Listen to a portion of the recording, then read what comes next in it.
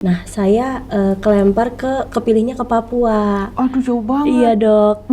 Kenapa? Apakah karena melihat sesuatu, ada peristiwa atau apa? Kalau misalkan waktunya memang nambah gak sesuai sama jadwalnya gitu, Dok, berarti uang kuliahnya juga akan nambah. Semesternya juga nambah. Walaupun kita saat itu hanya mengulang remedialnya aja. Kalau saya sebagai orang tua, ternyata banyak juga ya mau jadi dokter itu. Kalau nggak lulus, ngulang. Ngulang, Dok.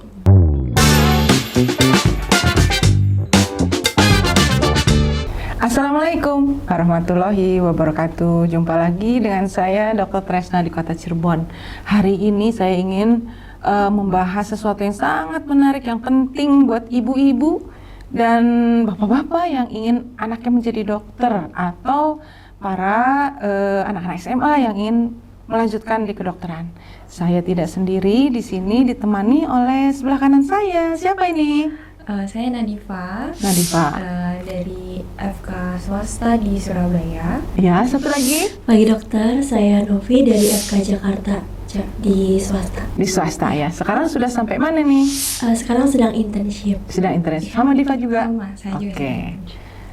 Kita lanjutkan ya obrolan kita yang menarik. Saya juga kan sangat ingin tahu bagaimana sih mereka kok jadi dokter sampai saat ini. Masih dalam proses ya. Oke. Satu persatu. Mula-mula kita tanya Diva dulu deh. Ya. Kenapa sih kamu jadi dokter? Simple tapi makjleb.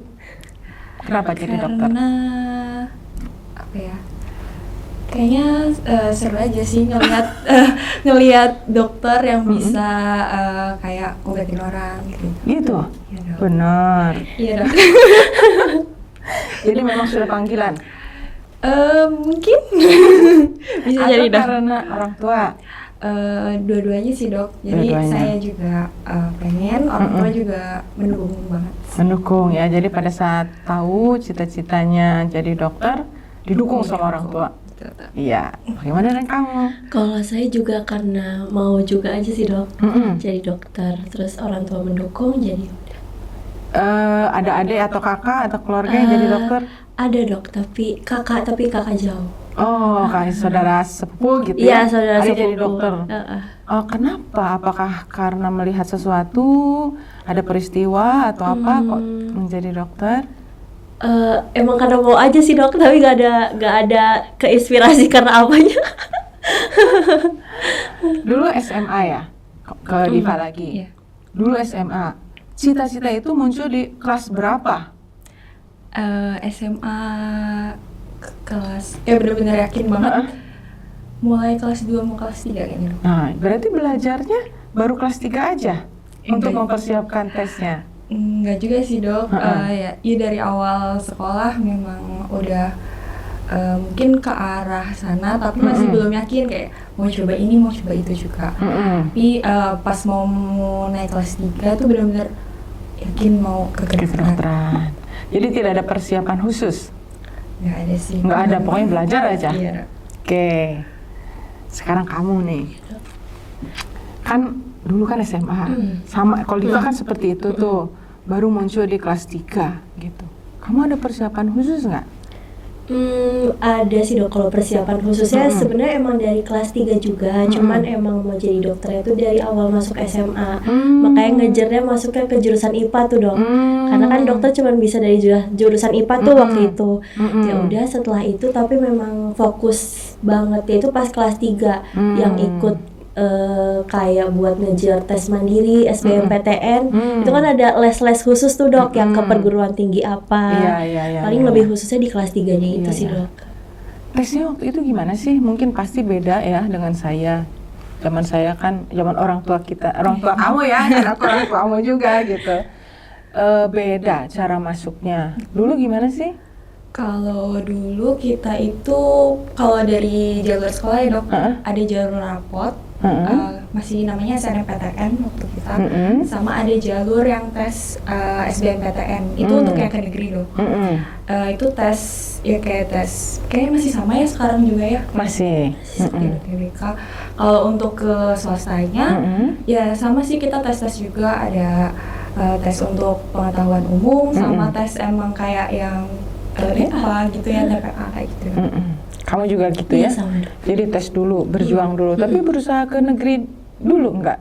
Ngikut itu enggak? Atau proses iya, yang Dok. tadi pilihannya banyak itu diikuti prosesnya, kok tiba-tiba nyangkutnya di PT perguruan tinggi yang kamu pilih sekarang gitu?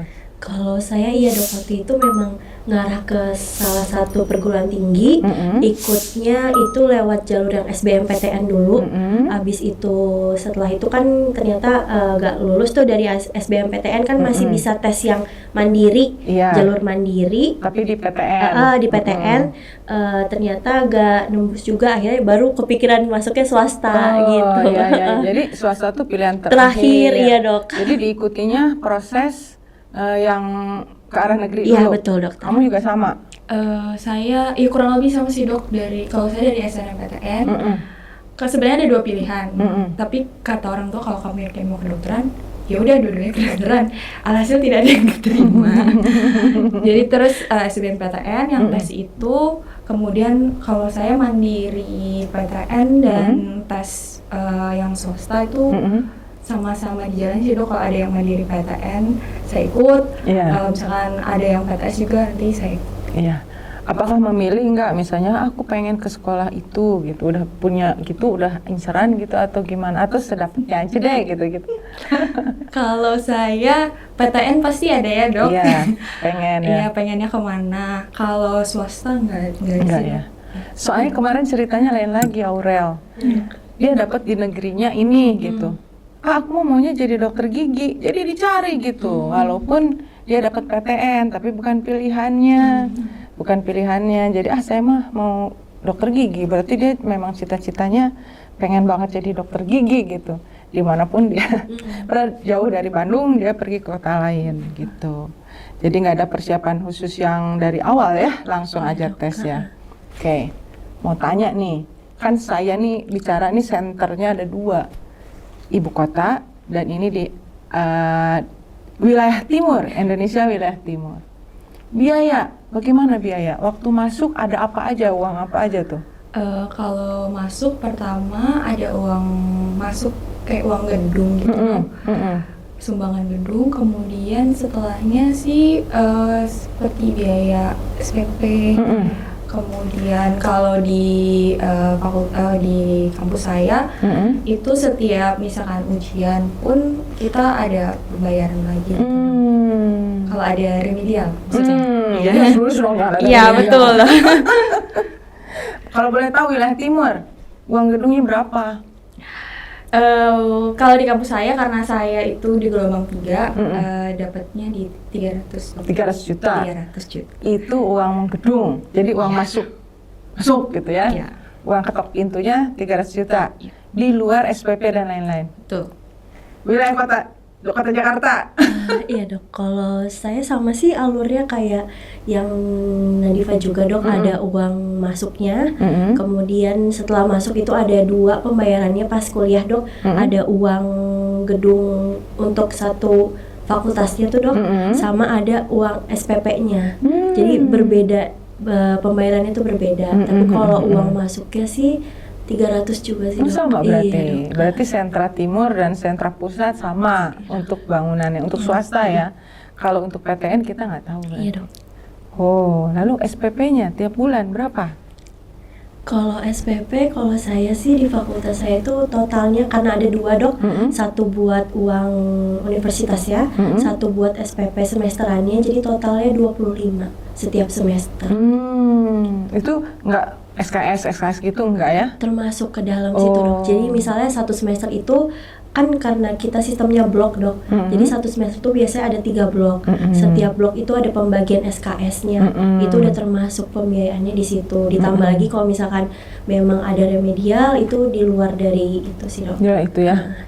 Pas di akhir blok biasanya dok, kalau udah ketahuan nilai Jadi ujian. nanti kalau ada remedial ada biaya lagi. Betul dok. Berarti kalian tertekan banget Iya gitu. dok, ada biaya lagi. Terus kalau misalkan waktunya memang nambah gak sesuai sama jadwalnya gitu dok, berarti uang kuliahnya juga akan nambah, semesternya juga nambah. Walaupun kita saat itu hanya mengulang remedialnya aja, tidak mengambil SKS-nya gitu. Karena kan SKS-nya udah habis nih, kita cuma mengulang.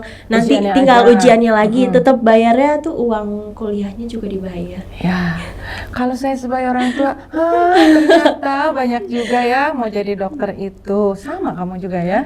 Sama sih. Semua sistem sama kan ya? Oh ya, itu kan praklinik tuh.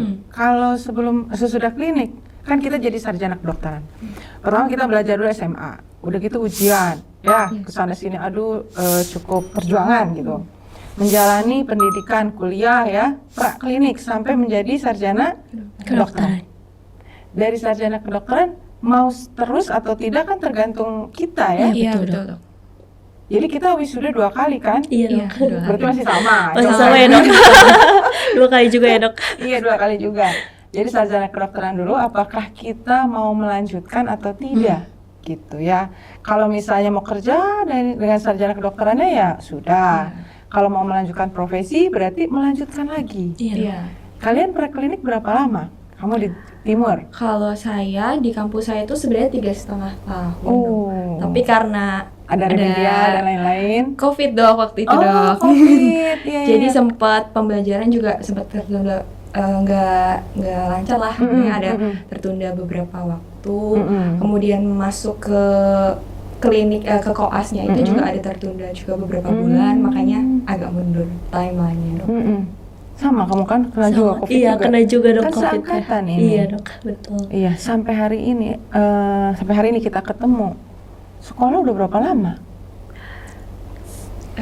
Hitung dulu. Saya dari 7 tahun berarti dok. 7 tahun. Iya, Dok, jadi 7 tahun. dokter.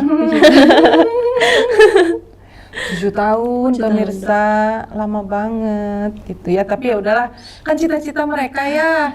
Jadi dokter itu kan mulia gitu. Tapi cukup lama perjuangannya ya. Oke, sekarang kita tanya lagi. Pada saat setelah preklinik masuk ke asisten, ada biaya lagi? Ada. Ada Beda. Tapi nggak ada uang kedua apa gitu, nggak ada. Kalau di kampus saya nggak ada. Kita bayar SPP, tetap ada SPP per semester. Tapi untuk per stase ya per departemen itu kita ada biayanya lagi. Kamu juga sama? Sama, Dok. Iya. Mungkin sama semua sistem ya, cuman besaran nilainya berbeda. Iya. Kamu berapa? Kalau saya waktu koas SPP itu sekitar 14 dok. 14 juta? Iya. Bentar dulu. Saya mikir dulu pemirsa, 14 juta itu untuk apa aja? Karena kan udah preklinik nih. Katanya tadi dia bilang ada departemen juga. Iya, dok. Apa per semester 14 juta atau ada departemennya? Beda lagi? Beda lagi dok. Jadi kalau yang SPP itu kan untuk ke kampus ya dok. Kalau yang untuk per stase itu untuk rumah sakit, di rumah sakit hospital punya. teaching itu ya. Betul. Rumah sakit pendidikannya. Boleh tahu nggak per stase di rumah sakit pendidikan berapa? Itu tergantung mayornya atau minornya sih dok. Kalau mayor yang sekitar 4 minggu itu bisa 1 hingga 2 jutaan. Kalau yang minor, kalau di saya di bawah 1 juta sih biasanya dok. Bagaimana Jakarta? Kalau di fakultas saya, Dok, kalau untuk koasnya yang kita bayar itu per semester tetap ada, Dok. Jadi yang untuk universitasnya itu dia 10,5. Nah, itu nanti ditambah sama rotasi pasti koasnya. Kalau saya itu kan pas koas itu ada 15 tase, 5 mayor, 10 minor. Kalau yang mayor itu biayanya biasanya 5 juta. Tapi kalau misalkan yang minor 2,5. Jadi kalau misalkan udah muter ya tinggal bayar lagi yang prestasenya. Tapi kalau untuk 10,5-nya dihitungnya per semester. Gitu. Kalau nggak lulus bayar lagi? Bayar lagi dong. Iya. Per semesternya juga jadi ya nambah dong. Iya. Alhamdulillah dikasih kesempatan ya. Bagaimana itu? Aduh ya ampun. Tapi sudahlah, kita nggak pernah. Kenapa sih bicara biaya? Kenapa coba? Karena bukan kita mau mengatakan bahwa menjadi dokter itu adalah haknya orang-orang yang punya duit, bukan. Karena memang berat jadi dokter itu. Nah, saya bicara mengenai biaya itu begitu apresiasinya saya kepada para orang tua gitu ya. Selain biaya, kita juga harus melepaskan mereka untuk jauh dari orang tua, untuk sulit ketemu, jaga lebaran, jaga tahun baru. Orang lain pulang, mudik, kamu enggak kan gitu kan? Udah siap dengan segala kesusahan yang kita lihat tiap hari, iya kan? Kita melayani orang sakit, mereka sudah terbiasa gitu. Dan walaupun berbiaya tinggi, yang kita lakukan adalah, mohon maaf ya, bukan yang lain tidak baik, tapi adalah menolong nyawa gitu ya. Mereka sudah rela dirinya untuk melayani para yang sakit lah gitu. Itu belum termasuk kos ya? Belum. Ditanya biaya sekolahnya aja. Itu soalnya saya nanya biaya sekolah, belum ditanya bagaimana di sana kos jauh dari orang tua kan gitu. Itu belum termasuk ya. Jadi para orang tua saya apresiasi sekali yang sudah mengizinkan anak-anaknya menjadi dokter. Bayangkan sudah 7 tahun kita masih ngobrol di sini belum bebas. Maksudnya belum bebas itu artinya masih harus menjalani sebuah proses untuk menjadi dokter. Setelah tadi yang kita tahu ya, perjuangan di SMA, kemudian ujiannya susah tuh kesana sini, kemudian menjalani sekolah 4 tahun ya kalau di Jakarta. Iya, kalau lulus ya, kalau lancar tuh 4 tahun. Lalu kliniknya 2,5 tahun lah. Iya, Dok. Setelah itu kemudian ada tes-tes lagi yang saya tahu, benar nggak? Benar. Oke, jadi setelah tiap departemen itu harus lulus, dan kalau tidak lulus itu maju gitu, ada biaya-biaya yang mengancam. Saya sebut mengancam ya, karena kan harus berbayar lagi, makanya kita harus belajar biar cepat lulus, biar tidak bertambah biayanya gitu. Nah, setelah selesai ujian lulus yudisium, kemudian ada tes-tes yang harus dilaksanakan sampai akhirnya lulus dokter itu bolehlah menjadi dokter secara individu. Betul? Coba tolong Diva ceritain tuh setelah koas gimana? Jadi setelah koas, kalau saya koas selesai itu dari kampus ada ujiannya lagi dong. Kayak yudisium awalnya yudisium itu untuk kita tahu ada stase yang kita lulus atau enggak. Setelah lulus dari situ, kemudian kita ada ujian CBT dan OSCE Kompre. Itu yang itu dari berarti kampus. dari kampus. Iya. Jadi kita CBT itu yang materi-materi kedokteran yang udah pernah kita pelajari, dalam bentuknya ya ABCan gitu sih dok. OSCE itu adalah untuk menilai skills. Jadi kita langsung kayak ada skenario gitu. Sama, sistemnya sama. Sama dok, sistemnya. Kurang lebih seperti itu. Iya, Setelah ada yudisium baru menjalani tes yang Tes. dari fakultasnya masing-masing. Betul. Nah, memakan waktu berapa lama dari yudisium sampai selesai itu OSCE, CBT itu berapa lama tuh? Kurang lebih Kalau 1 bulan. iya satu sampai 2 bulan. 1-2 bulan. Jadi setelah selesai yudisium kalian digiring lagi menjalani ujian. Iya betul. Nah, itu sudah Paling diatur sama lama rumah tuh sakit. persiapan yang bisa kita lakuin tuh 3 bulan, tapi biasanya tuh paling mepet banget 1 bulan dok. 1 bulan tuh udah langsung belajar lagi. Iya, betul, Jadi dok. setelah yudisium tuh bukan seneng ya. Iya, karena harus belajar lagi dok. Iya. Senengnya saat itu aja, ternyata kita bisa ikut ujian kompetensi. Iya. Nah, itu dilakukan oleh sekolah, oleh kampus. Betul dok. Iya. Jadi yudisium pertama, kalau nggak lulus ngulang dulu kan gitu kan? Iya, dok. Nah, sampai akhirnya yudisium kelulusan seluruhnya, baru ujian lokal. Ya istilahnya ujian lokal ya.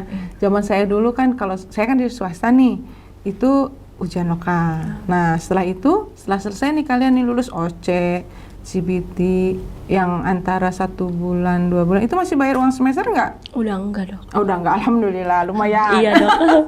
Kalau sudah dinyatakan lulusnya sudah enggak dok. Oh, tapi terus OSCE gitu ada biaya lagi? Ada biaya lagi dok. Oh, boleh tahu berapa tuh? OSCE tuh 10 juta. Aku nggak lupa. 10 juta juga. Soalnya baik kalau misalkan CBT-nya 1 jutaan ya. Yang ke pemerintah. Atau tergantung sekolah. tergantung. Iya, Tergantung kalau sekolah. OSCE tergantung fakultas sih dok. Tapi kalau misalnya CBT biasanya rata sih satu Indonesia sama. Para orang tua catat ya. Tiap itu ada langkah, ada fase, ada biayanya. Nah, apa namanya setelah selesai CBT OSCE, lulus nih, ngapain tuh? Nah, itu menunggu pengumuman bisa apply untuk internship ya, Dok. Kita kan kita ujian. Pengumumannya berapa lama? Pengumumannya 1 sampai 2 bulan. Iya. Oh. Jadi nganggurnya banyak, Dok, setelah itu. Setelah itu tuh, jadi ada 1-2 bulan baru ada Baru pengumuman. pengumuman. Baru setelah lulus, kalau nggak lulus, ngulang? Ngulang, Dok. Ulang dong.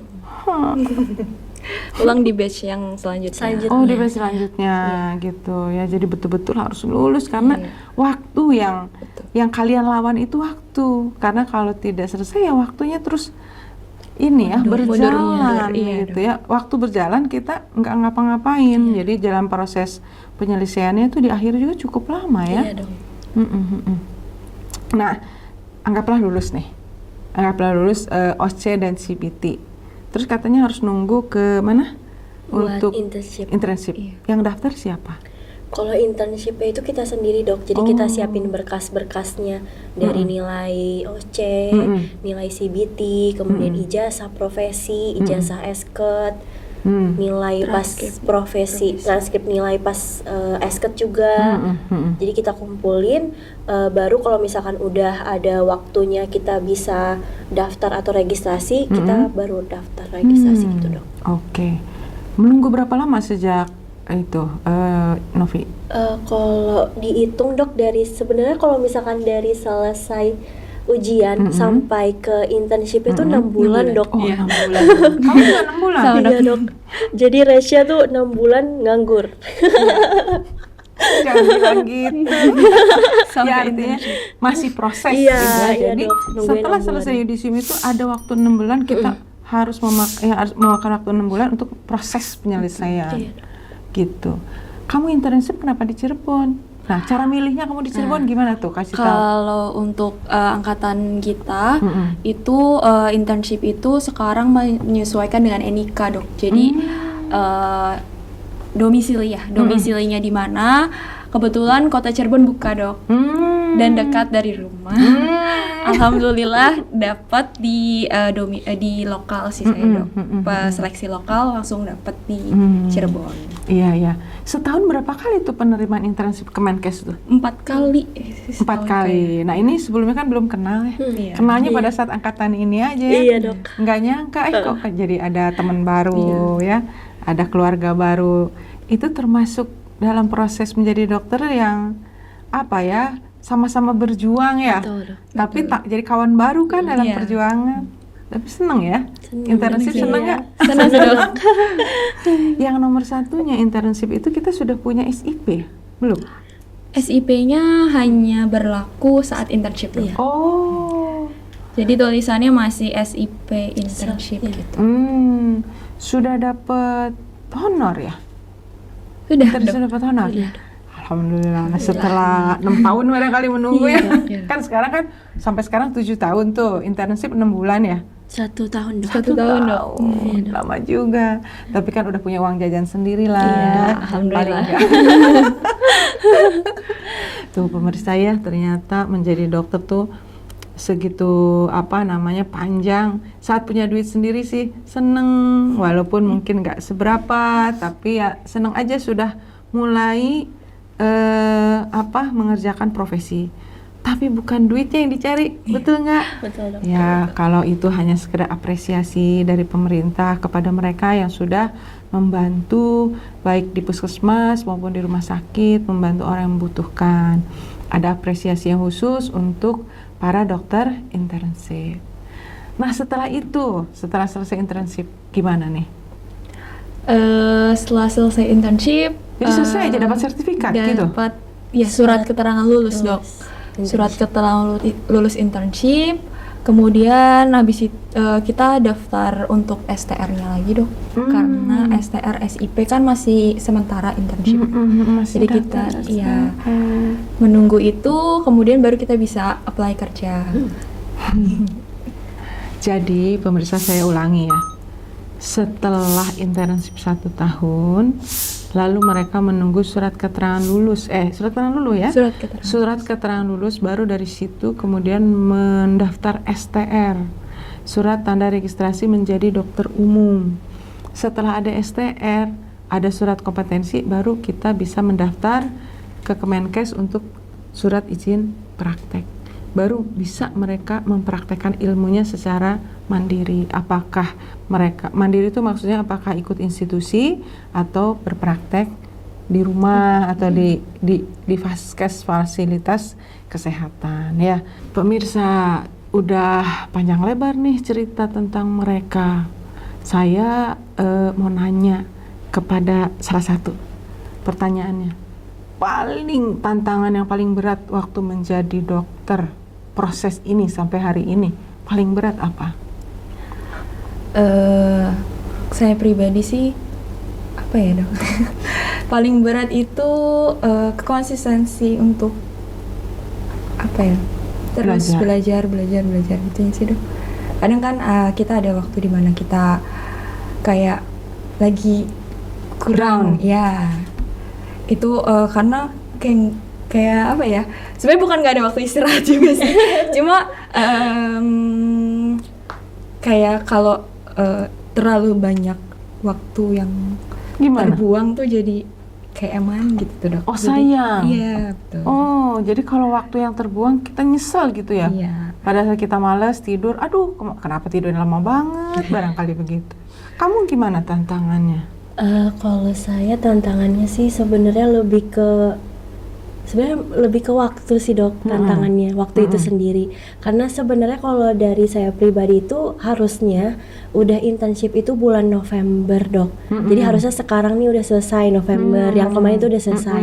Tapi karena sistem dari Kementerian Kesehatannya itu kita dipilih melalui KTP, nah saya kelempar kepilihnya ke Papua. Aduh jauh banget. Iya dok. Nah KTP kamu di mana? KTP Jawa Barat dok. Oh. Jadi pemilihannya itu ada lokal, regional dan nasional. Lokal itu kita nggak bisa milih. Jadi kita ya udah, misalkan saya karena KTP Jawa Barat, berarti saya akan dapat sesuai Jawa Barat. Tapi rumah sakit pun kita nggak bisa milih. Jadi misalnya lokal dapat di Cirebon gitu ya dok, ya berarti langsung masuk. Nah tapi waktu itu saya lokal nggak dapet, akhirnya saya masuk ke regional. Regional itu kita bisa milih 3 provinsi. Nah 3 provinsi itu sesuai regionalnya, karena di Jawa Barat jadi cuma bisa milihnya Jawa, Jawa sama Sumatera. Akhirnya ya udah pilihnya Jakarta, abis itu Jawa Tengah sama Banten, tapi nggak dapet juga. Akhirnya masuklah ke nasional. Nah di nasional ini yang kita bisa milih 3 provinsi bebas seluruh Indonesia. Waktu itu saya milihnya di Jakarta, Banten sama Bali. Tapi kan mungkin kalau dari peraturannya memang ada kuotanya gitu dok. Jadi gak semuanya bisa milih masuk ke sana gitu kan ya dok.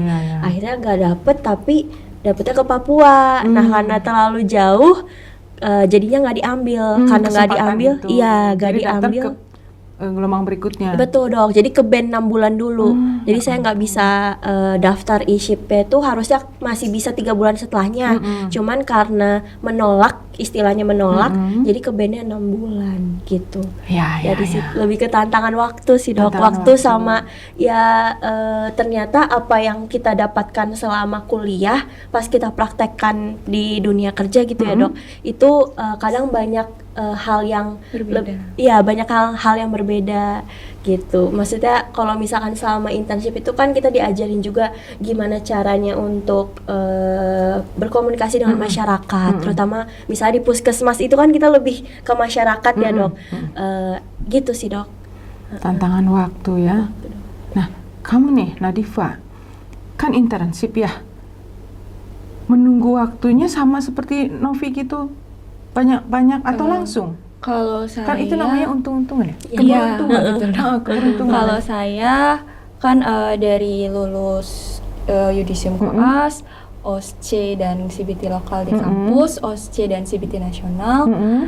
Pengumuman alhamdulillah lulus, saya bisa langsung masuk batch setelahnya dok, batch internship setelahnya. Langsung daftar, masuk? Alhamdulillahnya. Jadi tidak terpending? Ya, alhamdulillahnya memang sesuai timeline sih. Berarti Novi kamu terpending 6 bulan. Iya. Saya sebagai orang tua yang bukan mahasiswa kedokteran, capek juga dengarnya, nunggunya lama, ternyata ada ini, ada ini.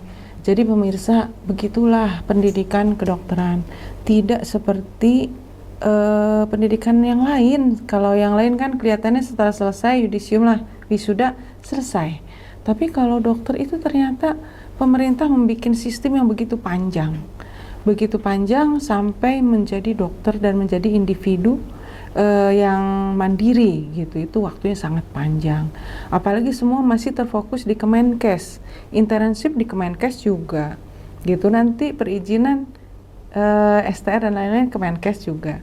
Ya mudah-mudahan ke depan bukan pengen keluar dari Kemenkes, tapi Kemenkes bisa lebih mempercepat proses menjadi mereka ini menjadi dokter. Jangan terlalu lama gitu kan, pendidikan sudah SD, SMP, SMA, sekolah lagi sarjana kedokteran dan akhirnya profesi kedokteran itu makan 7 tahun. 7 tahun belum tentu kan, STR-nya menunggu berapa lama. Nah itu para orang tua tuh dapat dibayangkan lama sekali gitu. Nah, tapi karena mereka bercita-cita menjadi dokter, tentu para orang tua akan mendukung sepenuh hati. Betul. Dari mulai doa, izin mereka jauh, izin kehilangan mereka menjadi mahasiswa dan koas yang nggak bisa ketemu, dan biaya.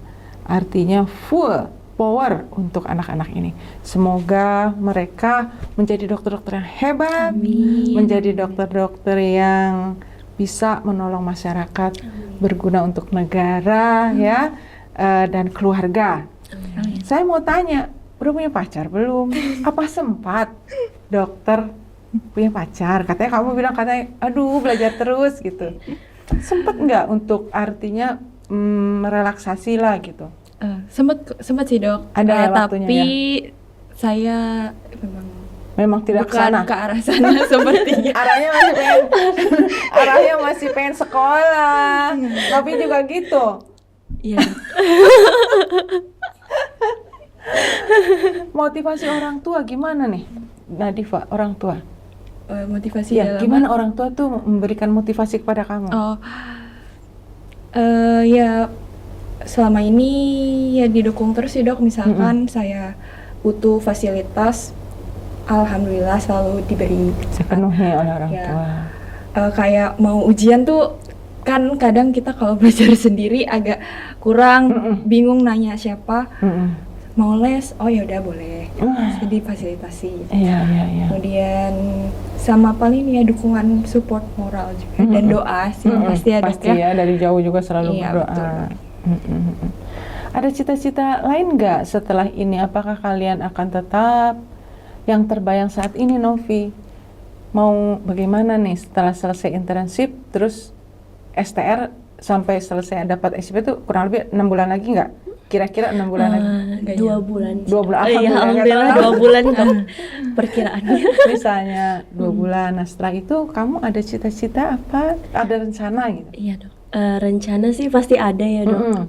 Maunya insya Allah kalau misalnya memang jadi ya mau ngambil spesialis. Iya langsung, nggak akan ada praktek kemana dulu?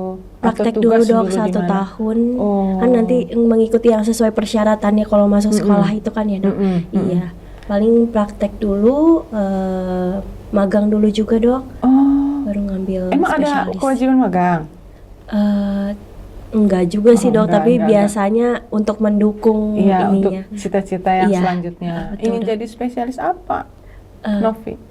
Izin kalau biasanya saya sih maunya jadi bedah plastik. Jadi bedah plastik, Iya. Bagus banget. Nanti banyak deh, ntar daftar kita ya. Iya, jadi tapi kan itu berapa tahun lagi? Iya. Siap sekolah terus. Karena dokter belajarnya seumur hidup ya dok, jadi siap dok. Kalau Nadifa gimana nih? Setelah internship berapa bulan lagi?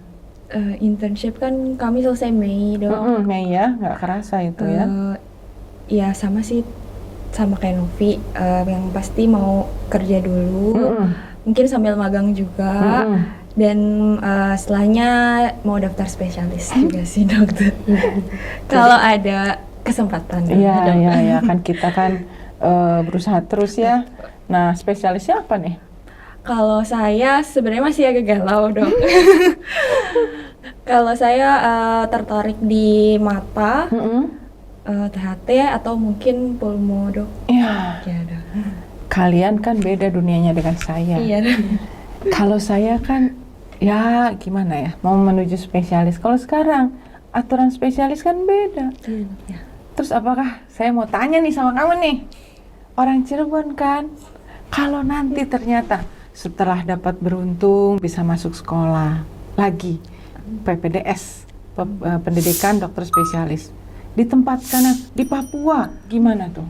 Atau di rumah sakit yang memang dibutuhkan?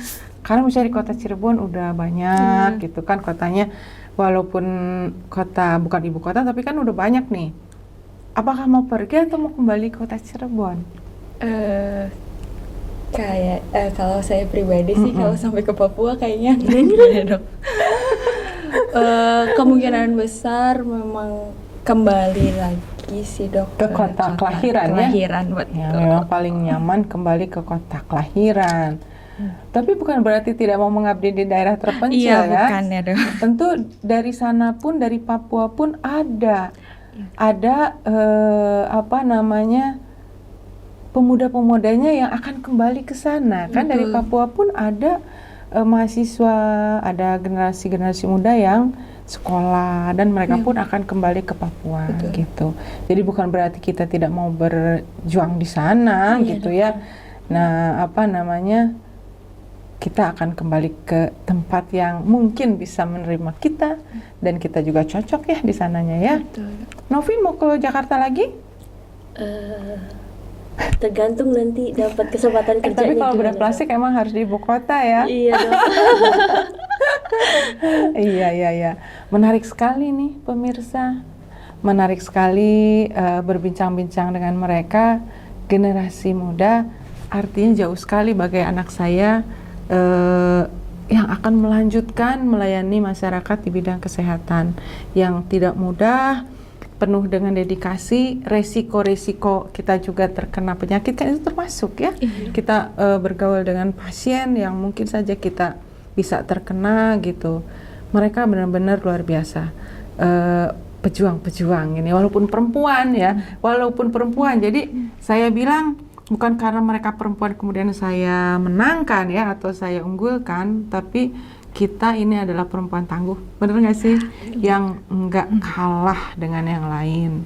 Dan mudah-mudahan apabila nanti kalian menjadi ibu, menjadi istri, tetap tidak melupakan kodratnya sebagai wanita, gitu kan? Artinya wanita tuh bisa istri, bisa ibu.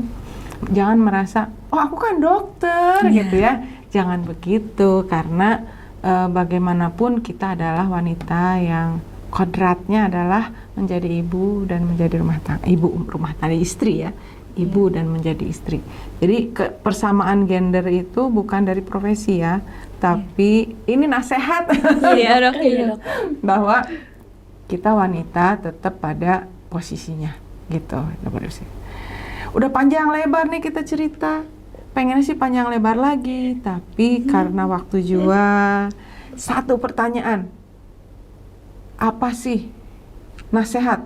Boleh Nadifa silahkan sampaikan, nanti Novi juga sampaikan kepada calon mahasiswa kedokteran. Apakah yakin dengan cerita yang mereka sampaikan? Apakah yakin untuk menjadi dokter? Silakan motivasinya.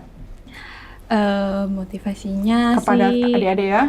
yang jelas harus yakin, kemudian konsisten, dan apa ya dok ya